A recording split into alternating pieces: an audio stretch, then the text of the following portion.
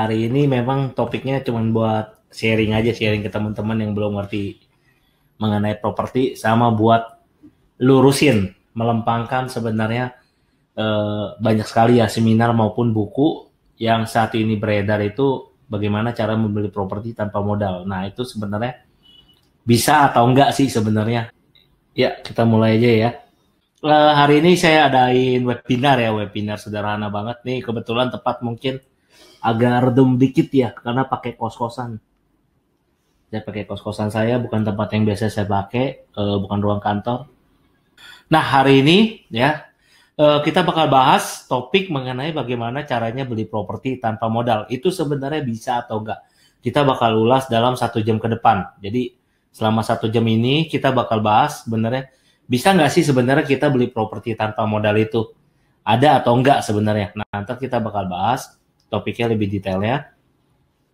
Nah, terus kemudian di sini kalau boleh tahu siapa aja yang saat ini udah bermain properti, mungkin bisa jawab di chat juga biar saya tahu juga. Nah, saya akan mulai langsung di topik awalnya. Terus saya tertarik mana tagline-nya adalah beli properti tanpa modal.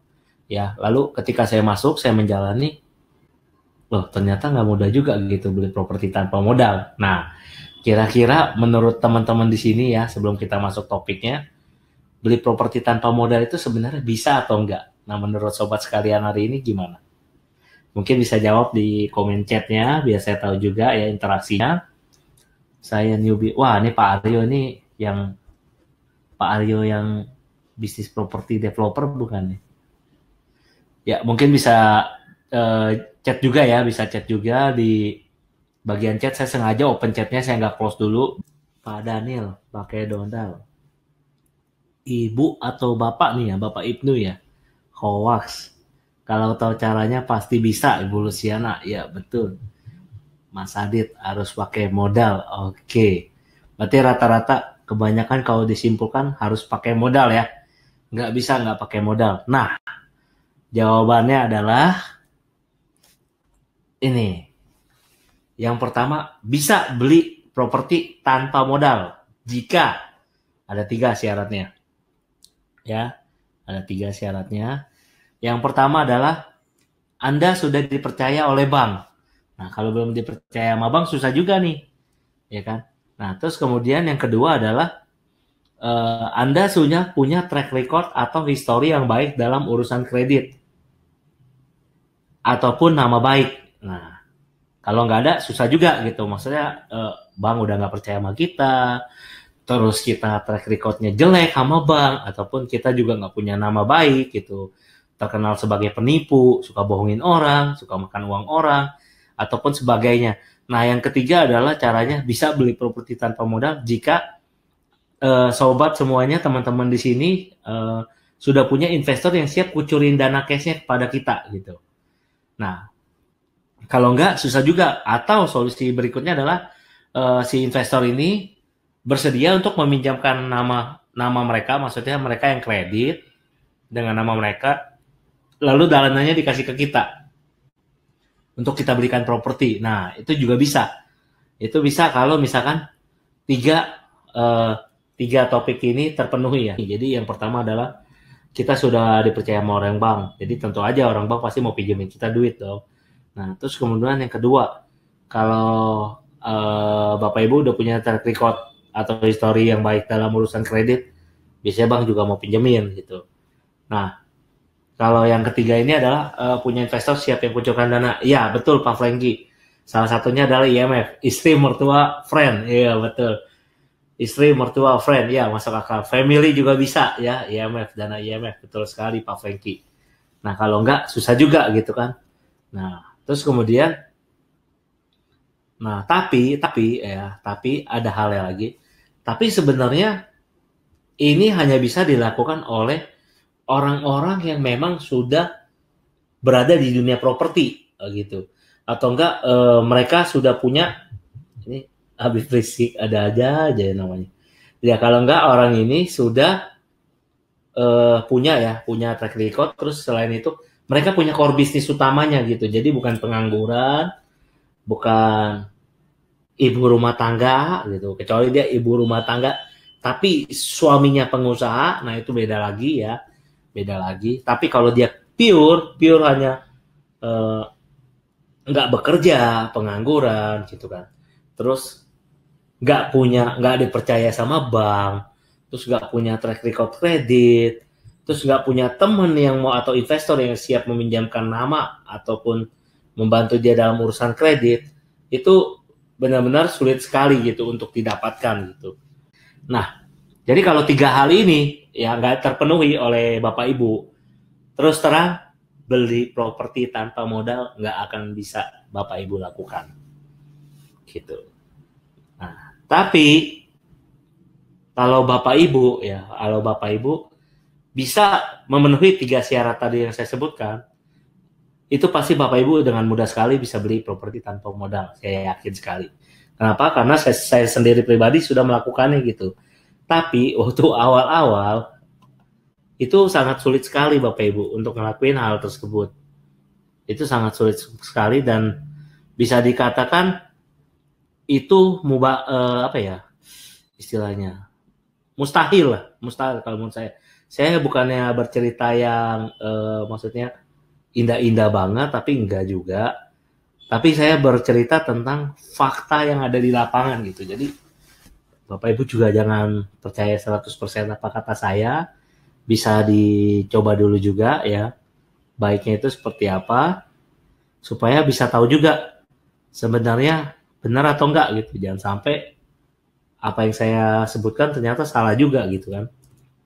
Nah, terus kemudian fakta berikutnya lagi yang sangat mengejutkan adalah tidak bisa. Ya, jadi jawabannya itu adalah dua-duanya benar. Ada yang bilang bisa tadi benar, ada yang bilang nggak bisa juga benar. Tapi nggak bisanya ini berlaku untuk jika Anda adalah seorang pemain baru di dunia properti gitu. Jadi bisa dibilang udah pemula, uang nggak punya, aset nggak punya, investor nggak punya. Tentu aja teman-teman pasti nggak bakal bisa ngelakuin yang namanya beli properti tanpa modal ya. Apalagi udah properti tanpa modal mau tanpa hutang lagi. Nah saya juga bingung tuh. Gimana caranya ya? Udah nggak punya modal, nggak ada yang mau minjemin, terus udah nggak ada yang modal, udah nggak ada yang mau minjemin, lalu ditambah lagi yang lebih hebatnya lagi, nggak ngutang. Nah ini saya juga belum ketemu sih formulanya ya. Saya belum sempat dan belum mendapatkan formulanya. Jadi saya juga nggak berani sharing gitu. Ya saya belum berani sharing. Topiknya sebenarnya hari ini kita lebih ke arahnya talk show sih. Gak ada pertanyaan. Cuma saya mau jelasin aja. Teman-teman kalau udah punya track record 3 kriteria yang tadi saya sebutkan di awal, itu pasti dengan mudah dan bisa melakukan yang namanya beli properti tanpa modal atau dengan uang investor gitu. Tapi kalau misalkan Bapak Ibu udah nggak punya track record, nggak punya teman, nggak ada dana yang mau dikucurin sama teman-teman yang lain atau sahabat yang lain, itu sangat mustahil menurut saya yang saya temui di lapangan. Itu yang terjadi pada saya ketika waktu awal-awal saya memulai di dunia properti gitu. Jadi waktu saya awal-awal di dunia properti itu mustahil banget gitu buat dapetin itu semua gitu. Nah, tapi ketika udah mulai berjalan, sering waktu berjalan, track record terbentuk, nah semuanya sudah berbeda gitu. Tentunya semuanya sudah berbeda. Jadi bisa ngelakuin itu semuanya. Tapi kalau misalnya belum ya jangan banyak berharap lah gitu.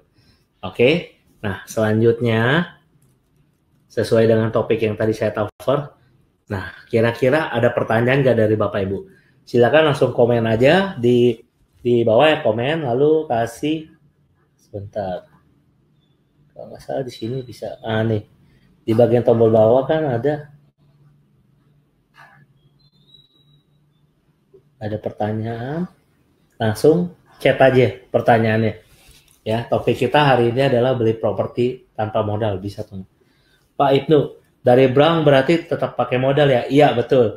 Kalau ada rumah utama yang bisa dianggap untuk beli properti kedua, berarti properti kedua yang kita beli bayar bunga. Nah, properti kedua yang kita beli, oke, ini ada pertanyaan menarik ya dari Pak Ibnu ya, atau mungkin Ibu Ibnu ya, kayak Pak Ibnu ya ini ya. Ya, Pak Ibnu, jadi begini. Jadi pertanyaannya begini, teman-teman. Pak Ibnu bilang, kalau misalkan dari bank berarti kan kita pakai modal ya, betul. Dan modalnya itu apa? Nah, rumah pertama ini kata Pak Ibnu dianggunkan untuk beli properti kedua. Nah ini benar sekali. Jadi kita nggak perlu beli properti kedua pakai uang kita, tapi kita bisa nganggunin properti kita yang pertama. Nah ini yang tadi saya bilang, kalau Bapak Ibu udah nggak punya aset, terus nggak punya uang, susah mau beli tanpa modal. Nah tapi dari pertanyaan Pak Ibnu ini yang menarik adalah dia ada rumah satu, asetnya dia. Terus kemudian yang kedua, dia langsung anggunkan properti pertama, beli properti yang kedua gitu. Jadi properti pertama ini dia anggunkan untuk beli properti kedua. Nah, terus pertanyaan yang ketiganya adalah berarti nanti properti keduanya ini kita beli untuk bayar bunga bulanannya dari mana? Ya, dari usaha yang kita jalankan dari properti keduanya. Apakah properti keduanya kita bikin kos-kosan, apa kita sewakan ke orang, dikontrakan, atau kita buka usaha kita di situ. Nah, itu terserah pada Pak Ibnu atau teman-teman sendiri gitu. Oke, nah terus kemudian saya jawab pertanyaan kedua Pak Adit. Kalau pakai bank biasanya plafon cair sekitar 80% Om. Berarti tetap pakai modal kita yang 20%. Jawabannya iya. Iya Mas Adit. Jawabannya iya. Kalau misalkan Mas Adit belum ada track record. Tapi nanti saya akan kasih lihat di mana saya bisa beli satu properti nggak pakai modal. Ya, nggak pakai modal. Pakai modal sih sebenarnya. Bukan nggak pakai modal ya. Dalam arti pakai modal ini adalah kita harus bayar uang DP yang tadi Mas Adit bilang ya, 20% itu kita pakai DP dulu uang kita. Setelah kita masukin 20% itu, nanti dibiayain bank full 20%-nya kita tarik lagi. Jadi sebenarnya gimana ya bilangnya ya. Kalau tanpa modal sebenarnya kita pakai modal juga gitu, keluar uang dulu. Tapi uang yang kita keluarkan ini nanti bisa kita tarik kembali lagi masuk ke kantong kita gitu. Ini yang saya lakukan gitu. Jadi kalau full nggak pakai modal, saya rasa kurang cocok juga ya, karena ada uang yang kita keluarkan di awal dulu, meskipun uang tersebut nantinya balik gitu. Nah, terus kemudian Pak Fujiro, bisa tapi tergantung ilmu dan pengalaman dan faktor lainnya, betul sekali. Pak Fujiro ini Pak Fujiro yang anaknya berKIC bukan ya? Oke, Pak Prayoga nih Dewa Eka atau bukan? Nah, bagaimana cara mengetahui kalau kita dapat kepercayaan dari bank dan gimana cara dapat track record yang bagus ya Pak? Oke, jadi gini Mas Prayoga ya. Bagaimana caranya mengetahui kalau kita dapat dipercaya dari bank? Gampang Pak. Adalah Bapak coba ngajuin kredit. Kalau Bapak dicairkan berarti bank percaya. Kalau Bapak ditolak berarti bank belum percaya. Udah gitu aja Pak. Gampang, simple. Oke, terus pertanyaan keduanya adalah gimana caranya dapat track record yang bagus? Jadi kalau misalkan bank udah percaya, udah minjemin kita uang, nah dijaga kepercayaannya dengan cara apa? Setiap kali cicilan kita bayar gitu. Kita bayar. Jadi jangan setiap kali cicilan kita endepin, udah numpuk, kita kabur, kita ngilang. Nah, itu namanya bikin track record jelek gitu. Jadi jangan coba-coba ya. Oke, seperti itu Pak Prayoga. Oke, thank you Juragan. Ditunggu nanti ya. Next week ya kita kunjungannya. Soal lagi padat. Oke, ada pertanyaan lagi teman-teman? Atau Bapak Ibu? Kita bahas topik mengenai bagaimana caranya membeli properti tanpa modal untuk webinar hari ini. Udah terjawab ya Pak Prayoga ya? Oke, sama-sama Pak Prayoga. Ada lagi pertanyaannya? Kita lebih ke arahnya talk show hari ini. Jadi ada 30 menit ke depan. Bapak Ibu bisa tanya sepuasnya. Saya akan coba bantu jawab berdasarkan pengalaman dan hasil praktisi saya di lapangan. Pak Eko, oke, selamat malam Pak Eko. Kalau rumah pertama masih dianggunkan, ada potensi untuk bisa pinjam uang lagi nggak Pak untuk bangun properti kedua? Bisa Pak Eko jawabannya. Oke. Udah kan Pak Eko jawabannya? Cuman gitu aja. Ada lagi Pak Eko yang mau ditanyakan? Di sini pertanyaannya kan cuman kalau properti pertama masih dianggunkan ada potensi untuk bisa pinjam uang lagi nggak Pak untuk bangun? Jawabannya adalah bisa Pak Eko. Oke, ada lagi Bapak Ibu pertanyaan yang lainnya? Silakan. Nanti saya share bagaimana caranya saya bisa beli. Dan besok baru mau transaksi propertinya. Daniel, oke Pak Daniel. Ci Silvi, share dong pengalamannya sampai bisa narik modal awalnya balik. Waduh Ci, itu detail banget teknisnya. Itu nanti di KSI aja lah Ci, 2 hari itu dibahas detail. Ini 30 menit gak bakal keburu, tapi kurang lebih kayak ini jadi pertanyaannya sama Pak Eko hampir sama ya. Nanti saya jawab, oke. Saya jawab Pak Daniel dulu. Pak Daniel. Kalau kita stop 20%, terus tadi katanya kita ambil lagi, itu gimana caranya? Itu waktu nanti pas transaksi sama orang bank, kita minta, kan orang bank biasanya nanya udah DP berapa persen. Nah itu kwitansinya sama bukti transfer itu dikasih lihat orang bank. Nanti orang bank bakal potong gitu. Orang bank bakal potong sebesar 20% itu dikembalikan ke kita gitu. Itu kalau Bapak mendapatkan pendanaan full. Kalau pendanaan yang nggak dapat full, berarti 20% itu nggak bisa gitu. Nah, tadi pertanyaan Pak Eko sama si Silvi ya. Gimana caranya pengalamannya bisa tarik modal awalnya balik. Jadi pertamanya gini, kita bikin dulu ya, ini sekilas kita bikin dulu kerjasama ataupun PPJB ataupun surat perjanjian ya, whatever lah namanya. Intinya adalah, fokusnya adalah kita taruh DP ini sebagai uang muka dan tanda jadi, ya kan?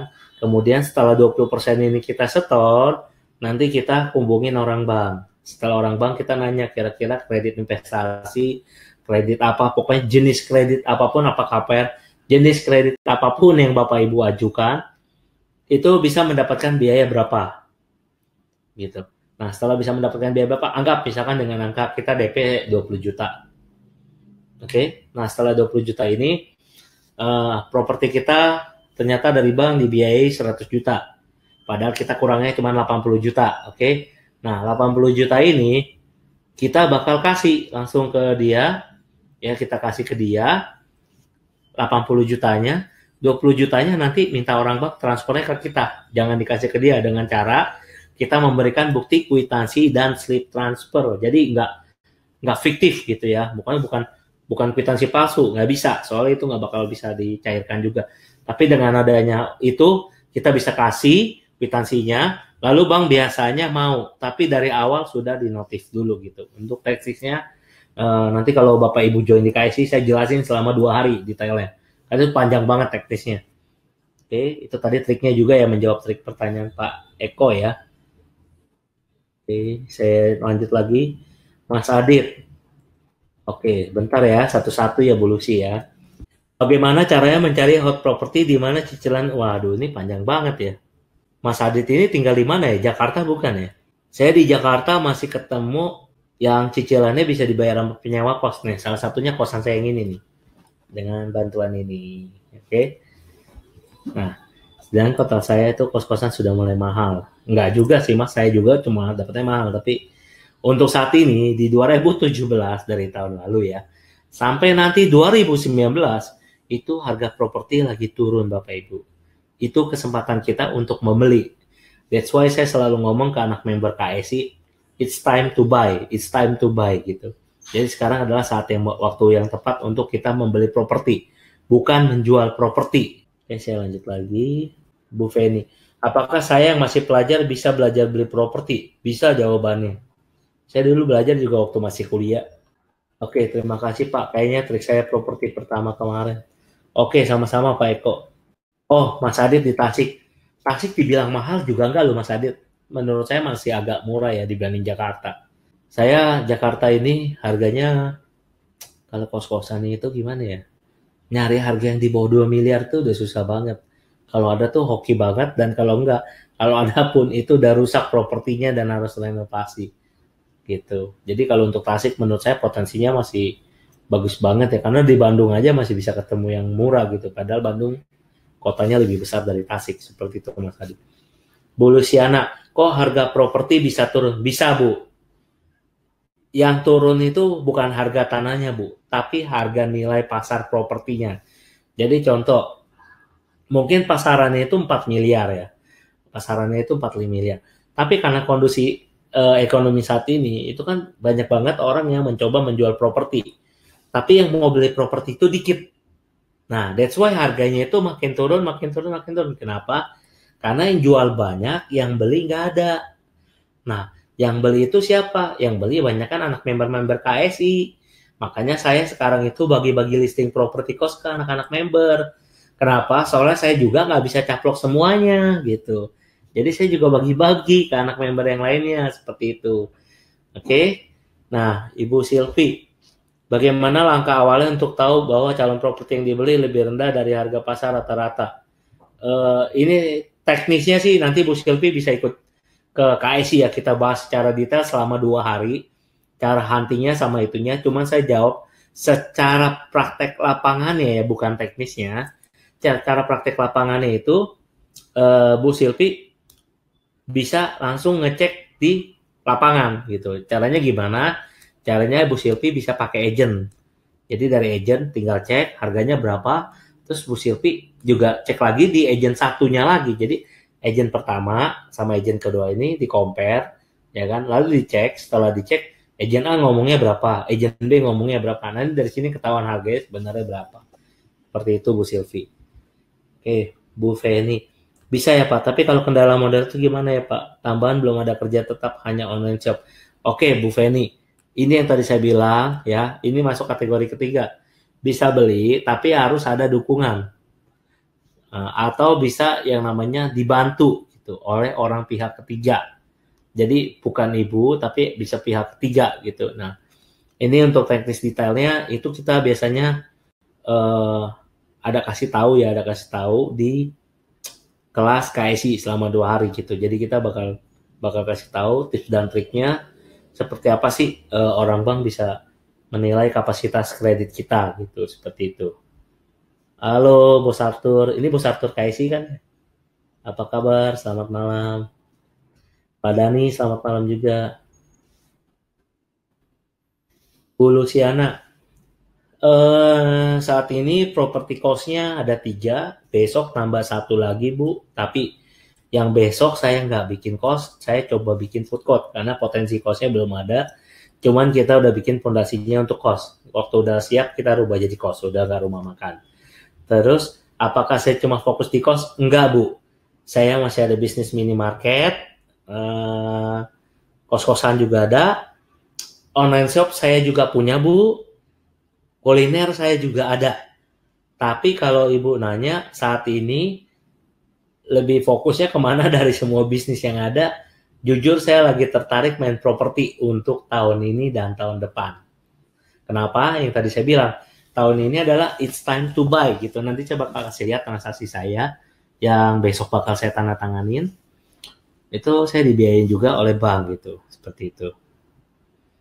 Oke, ada lagi pertanyaan yang masuk? Masih ada sekitar 15 menit, saya akan coba bantu jawab sebisa saya. Pak Heru mana nih? Juragan telur bukan nih? Meskipun tanpa modal tetap bisa Bu Feni, balik lagi. Tadi mungkin Bu Feni agak telat ya joinnya ya. Saya ulang lagi, bisa tanpa modal jika memenuhi 3 syarat ini. Gitu. Tapi kalau nggak ada 3 syarat ini, nggak bisa nggak pakai modal. Gitu. Oke, Bu Feni. Terus kemudian pertanyaan berikutnya, Bu Luciana lagi. Oke. Misalnya saya sekarang seorang karyawan dengan kemampuan mencicil dari gaji 2 juta. Bagaimana saya bisa mencaplok properti cost bermiliaran? Sementara bank paling banter mau kasih. Ini sih agak teknis ya Bu Luciana kalau dijelasin di sini ya. Ini kita ada caranya juga sih. Kita ada caranya ya gimana supaya dengan status gaji Bu Luciana saat ini tuh Bu Luciana bisa membeli juga. Salah satunya adalah dengan bergabung di member KSI, kita ada yang namanya saweran properti gitu. Mungkin Bu Luciana nggak memiliki properti ini seutuhnya gitu. Dalam arti adalah 100% misalnya properti nilai 1 miliar. Maka Bu Luciana nggak punya nih satu properti 1 miliar nih. Tapi dengan adanya komunitas KSI ini, Bu Luciana mungkin bisa punya 20-30% nilai dari properti harga 1 miliar. Jadi ntar sertifikatnya bisa rame-rame gitu. Seperti itu Bu Luciana yang kita mainkan. Oke Pak Arif, ada minimal saldo kita di bank nggak Mas untuk pinjaman modal bank? Maksudnya minimal apa nih? Saya agak bingung nih. Minimal DP maksudnya ya Mas Arif ya. Kalau DP ya harus ada sih gitu. Minimal ada DP dikit lah gitu, nggak banyak ya. Makanya kalau di KSI Community itu saya bilangnya kita belajar membeli property cost dengan modal minimal, bukan tanpa modal gitu. Kenapa? Kayak tadi saya sampaikan, kita tetap harus keluar modal dulu, walaupun nanti mungkin dapat cashback duit kita balik seperti itu. Kalau kuliner baru dibangun biasanya belum cash flow surplus. Cover cicilannya dari mana? Dari bisnis yang lain Pak David. Gitu. Pak Kevin, biasanya Pak Iwan mengajukan kredit ke beberapa bank. Iya, betul sekali Pak Kevin. Kalau ngajuinnya ke satu sih agak sulit. Tapi sekarang saya ngajuinnya cuma ke satu atau dua bank aja sih. Udah nggak sebanyak dulu. Karena sudah mulai dipercaya bank. Nah, Alhamdulillah ya, sudah dipercaya oleh bank. Pak Imam, bagaimana caranya mengoptimalkan penghasilan dari kos-kosan? Waduh Pak, hari ini kita lagi nggak bahas topik itu. Nanti kalau memang Bapak tertarik ya, Bapak tertarik untuk bagaimana caranya mengoptimalkan penghasilan dari kos-kosan Bapak bisa join ke KSI gitu. Bisa join ke KSI, nanti kita di situ bakal ajarin gitu bagaimana sampai autopilot kan bisnis kos-kosan Bapak gitu, supaya Bapak nggak selalu nongkrongin tuh kos-kosan gitu, sama ngurusin masalah-masalahnya gitu. Hari ini kita bahasnya topiknya adalah beli properti tanpa modal, seperti itu Pak Imam ya. Oke, mungkin nanti nextnya saya akan coba bikinkan webinar lagi mengenai itu ya. Bu Feni, iya telat. Oke, ini udah saya share Bu Feni di slide-nya ya. Oke, ini Bu Feni, Bu Vini, ada dua nih sama ya. Oke, nah lebih baik bangun kos sendiri atau beli kos second, tergantung Bapak Sigit. Gitu, Bapak Sigit lebih sukanya yang mana gitu? Mau bangun sendiri atau beli yang second gitu kan? Ini masalah selera gitu. Saya nggak bisa tentuin gitu. Kalau saya dua-duanya bagus. Yang penting bisa ngasilin uang kalau buat saya. Oke. Ya, terima kasih Bu Feni udah bantu jawab. Bu Yanti, untuk di Jakarta kos mana yang sedang prospek? Semua kos prospek Bu, asalkan menghasilkan uang. Nah, gitu Bu Yanti, seperti itu. Jadi kalau kosan nggak menghasilkan uang, menurut saya nggak prospek gitu. Selama dia bisa menghasilkan uang, wilayahnya itu prospek buat saya. Gitu. Nanti Ibu kalau tahu area yang saya ngambil ini lebih mengerikan lagi gitu. Pak Eko lagi, oke ya Pak Eko. Selain kosan, ada tambahan pemasukan lain nggak Pak? Misalnya sampingnya dibikin kios laundry, ada ide lain Kak? Aduh Pak, itu kita bahas ada detail banget dan banyak banget di KSI Community ya, kita bahas detail banget. Itu salah satunya adalah yang seperti Bapak sebutkan, kita bikin laundry. Tapi laundry itu saya nggak pernah bikin di kios saya sendiri. Saya sistemnya ada lagi Pak, outsourcing gitu. Itu saya bahas detail di KSI Community ya Pak. Nah. Billy Steven. Oke, malam Pak Willy. Biasa untuk urus properti itu berapa banyak waktu yang diperlukan untuk urus operasional? Maklum masih newbie, mau main kos tapi sulit kalau harus ngurus kos sendiri. Ya udah Pak Willy, oper ke manajemen aja, kita ada manajemen juga kok bisa bantu urus. Biasanya pertimbangan apa yang Pak Iwan ambil dalam memilih bank menjadi partner yang masih kredit?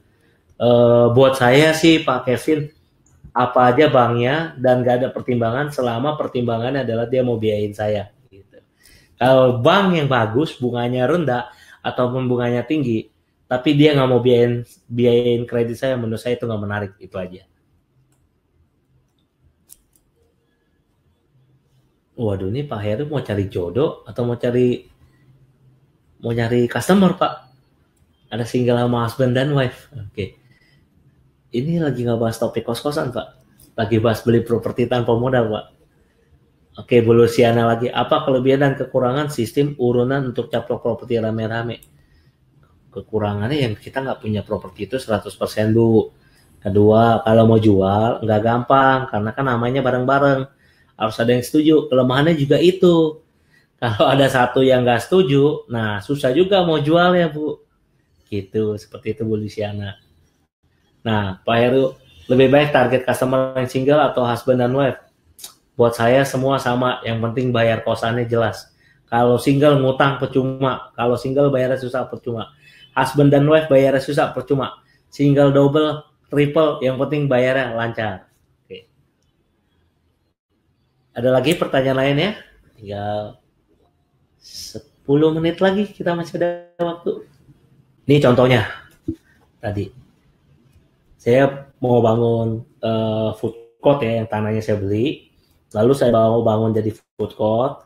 Terus saya nanya, saya mau kredit lagi. Kurang lebih habis 1 miliar, dijawab bisa. Konfirmasi hari Rabu. gitu. Jadi belinya nggak pakai modal. Oke, Bapak Ibu. Nah, jadi ada bukti autentiknya gitu.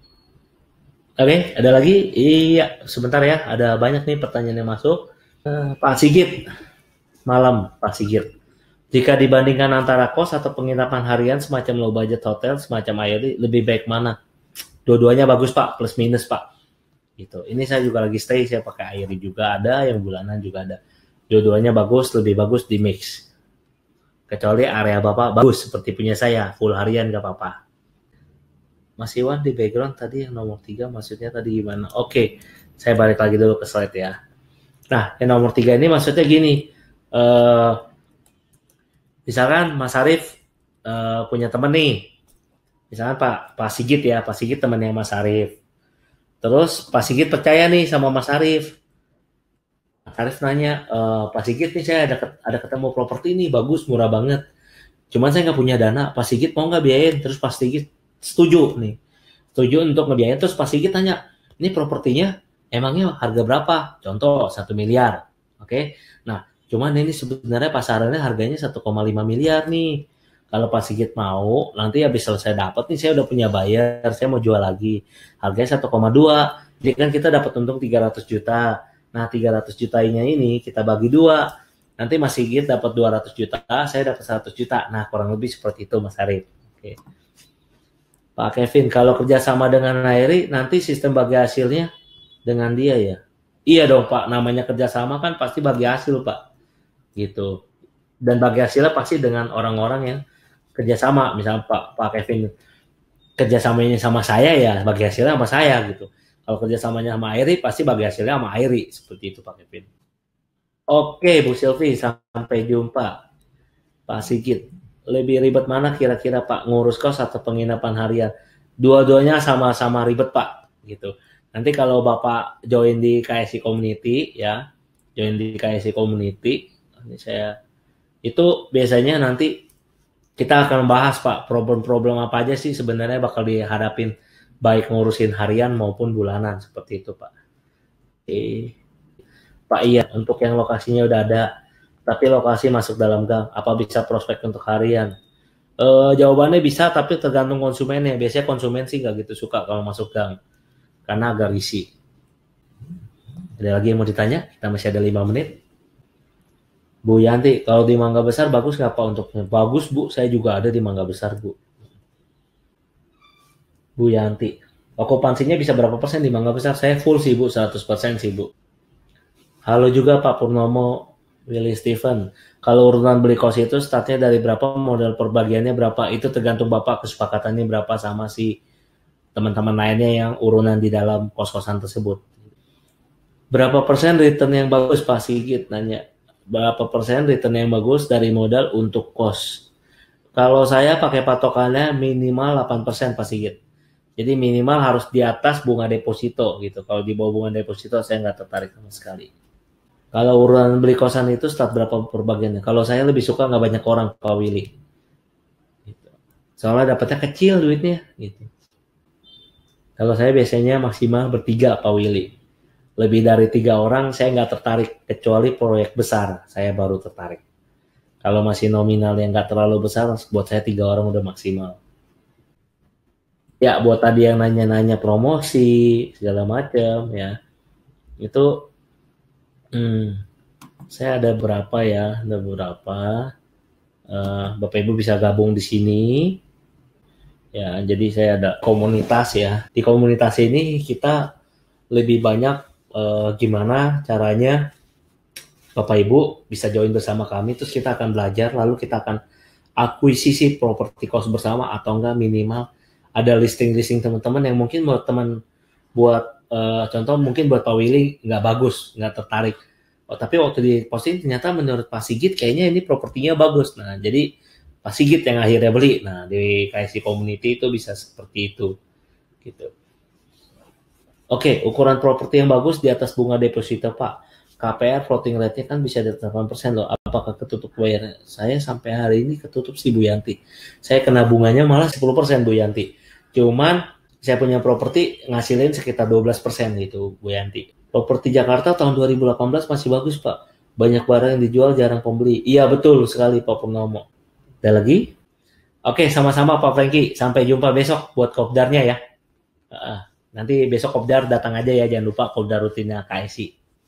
Terima kasih banyak buat Bapak Ibu dan teman-teman sekalian yang udah hadir di webinar ini. The next webinarnya saya akan bikin lagi.